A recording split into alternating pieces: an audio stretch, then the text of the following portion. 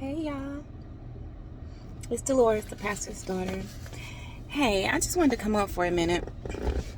I was just reflecting on a video that I posted yesterday when I was talking about denouncing myself from Christianity.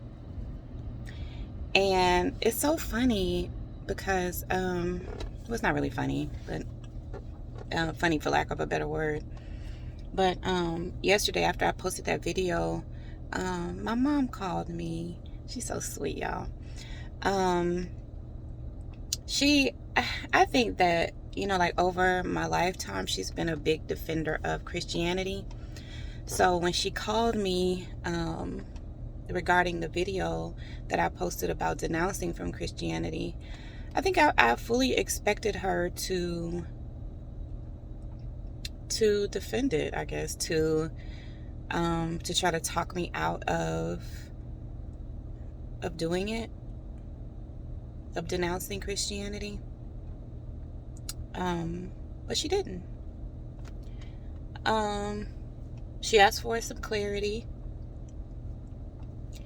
But which we came to, some clarity about it.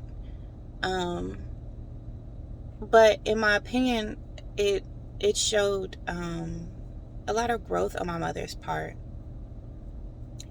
I wouldn't necessarily say that she is super religious, but she's super religious.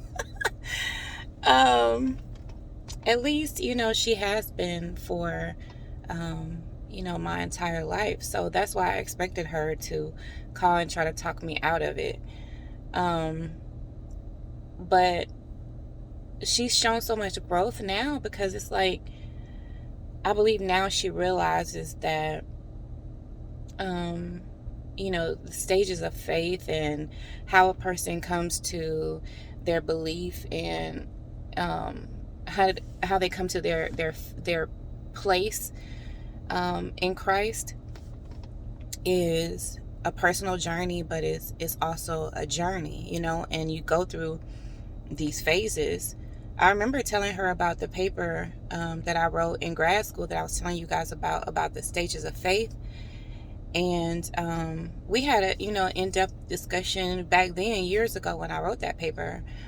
And it was I could tell that it was very insightful for her back then. And at the time, she was co-pastoring at my father's church, or, at our home church. And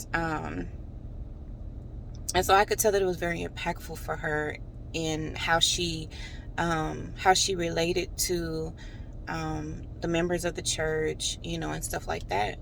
It was like she had a deeper understanding, which is awesome, because it's like, what more really can you ask for from your spiritual leaders? I think that's one of the main things, is just to understand the people, understand the complexities that people come with, And so, but my point is like, when she first called, and I expected her to talk me out of it, my initial reaction was that of, I don't know. When I first thought about it, I was like, she's kind of like one of the very first people who made me question my faith. And so it was like, on one hand, me thinking that she was going to try to call and talk me out of it, it already put me in a place, like mentally and emotionally, where I was ready to just, like cut her off as far as like what she was going to say. Like, I was fully going to listen, obviously, and take in whatever information I felt was useful to me, and throw out the rest, but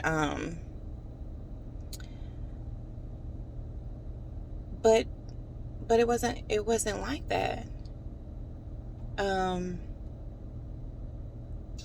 let me tell you why I feel like she was one of the very first people to make me question my faith. it's because of her dedication to my father. Like, I have never heard of a woman who is more dedicated, more faithful, more loving, more respectful. I mean, just a praying woman, a dedicated, determined go-getter, you know, but like her drive was, I don't know, it was just like on another level, you know? She's an amazing woman. But I always felt that she was less than amazing when it came to my father and her dedication to him. Because to me, it was almost to a fault. And like, when I was a kid, y'all, I used to want them to break up. I was like, why don't she just leave him already? And I know that's bad. Like, I don't think, like, most kids want their parents to break up. But I wanted mine to break up because I just felt like she doesn't deserve this. You know, she doesn't deserve what she's getting. You know, a woman this amazing does not deserve this. And I saw that, but it was like her stance was like, you know, she is in this covenant, in this marriage with my father, and she honored it. Like, she honored it. And it was like, no matter how he treated her, no matter how he treated us, no matter the things that he did, she remained faithful. But not like, but like faithful in that she just always, like, you know, depended on God to work things out. You know, God's gonna fix him. You know, God's gonna make a way. God's, you know, God. And to me, it was like it took the responsibility from her to do what was in her own best interest. You know, it was like, well, you know, just put it off on God almost, you know. And that really made me have a lot of, like, it made me not respect that her faith. And I just questioned God, like, God, why would you do this? Why would you, you know, subject people to this and then, you know, give them absolutely no way out? You know, it's like she remained so dedicated and so faithful for so many years because, I mean, you know, other than the fact that my father threatened her and she was in fear for her life, and that was a big driving force for it. But instead of, like, actually putting the onus on my father, you know, of like, look, like, it was pretty much a life and death situation. And but instead it was like, you know, when, you know, God will, you know, work it out. And, you know, it was just like, to me, it was like, this is a cop-out, you know? And people use God as a cop-out for a lot of things. It's like faith without works is dead. But people forget about the whole works part, and they just keep praying that, like, stuff is just going to fall out of the sky. And they don't have to do anything to, you know, anything on their part. It's all on God. And that's a cop-out. It is. It's a lack of responsibility. And I don't have respect for people who use God to cop out of their own responsibility. And that's how I always felt about my mother. I was like, this isn't God. Like, this can't be. And if this is God, then I don't want any part of this. I don't want any part of a religion or a belief system that says that I have to stay when I'm being treated wrong. I thought it was crazy. Why would God do this? Why would he do this to us? And so, like, that was some of my first memories of, like, questioning my faith. And I just couldn't understand why, how, where they do that at. And so I think, like, when I was in my own marriages and things didn't go like I wanted them to go, I was quick to get out of it. Like, yep, I want a divorce. And that was like, I think part of me was like, was also kind of rebelling. Like, I'm not going to put up with things my mother put up with, and definitely for not as long. And so, like, at the first sign of some foolery, if I didn't see that, there could really be any substantial change made or any change that I cared about, then, I was done with it. And I think, like, it was kind of like my way of, kind of, I don't know, sending a message to my mom in a way, you know? I'm not going to put up with the stuff you put up with. I'm not going to deal with that.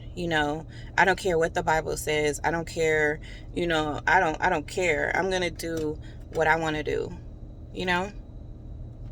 And that was like some of the very first times that I really questioned my faith. I was like, this is not serve me, This is not right. Why would I want to believe this? Why would I serve a God like that? But come to find out, it was religion. It was religion that was like, it's us. It's people who are putting all of these, all these rules and all these stipulations that just aren't even in the Bible. Like, just aren't even there. And if they are there, you've twisted it, you've distorted it, you've changed it, to meet whatever aims you have. And I just was like, I don't want any part of that. And that's how I feel now. I still feel the same way, but it's different now. It's different because I don't equate Christianity with God and faith and spirituality, and I just don't equate Christianity with that. They don't equal. They don't equal. Christianity is a religion that is like pushed and promoted and twisted and turned and distorted and it's discombobulated in everything. But now it's like, it's not my mother or my parents that are really making me question it now, or make me want to denounce Christianity. It's not because of that. I think I've reached a level of understanding and a relationship with God that is not religious. And the way my mom put it is that people, paraphrasing obviously, but it's like people are more concerned about the religion than the relationship. It's about like the rituals and the traditions and the customs and the this and the that, all the pop and stance, but it's not really about having a relationship with God. And in a real relationship with God, even in my mom's situation, which now, I know that she did, but when I was younger and I was going through those stages of questioning my faith because of her actions, I really wasn't in a place where I could understand her from a woman's perspective, from a grown woman, with real woman issues, with this is real life here, and I started to look at things like, okay, this is her partner, this is her husband, And I had to take, kind of like myself out of that role as looking at them as my parents, and I had to look at her as a woman, you know. And that's how I feel like a true relationship with God is. Like, I could actually be a woman, I could be a girl, I could just be who I am with God. And that's a relationship. And that's what I want. That's what I have. And that's what I'm nurturing. I no longer am interested in nurturing what looks good to you guys. I got a call coming in. Oh, I think it's them. But yeah, so I'm no longer interested in nurturing religion. It's about relationship. So yeah, I'm denouncing Christianity, but I'm not denouncing God. I'm no longer interested in religion. But that's because I have a relationship. So I encourage you all to get a relationship with God. All right, I gotta go. I love y'all.